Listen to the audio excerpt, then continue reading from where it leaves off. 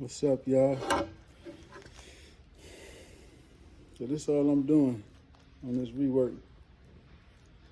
It's these little parts that go to a car.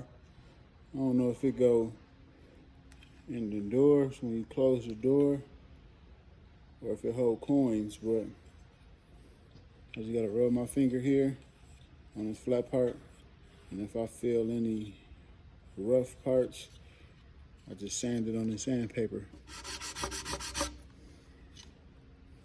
Make sure the rough part's gone and put it in this box.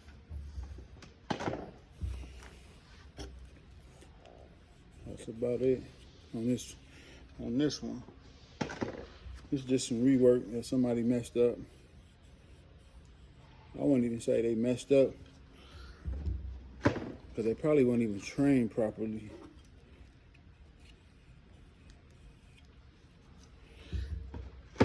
Yeah. Well, you can feel it on this one. Just rub it on the sandpaper. Yeah. I'm getting paid $17 an hour to do this. It ain't much, but I'm gonna tell y'all like I tell everybody, it ain't about what you make, it's about what you do with what you do make, you know?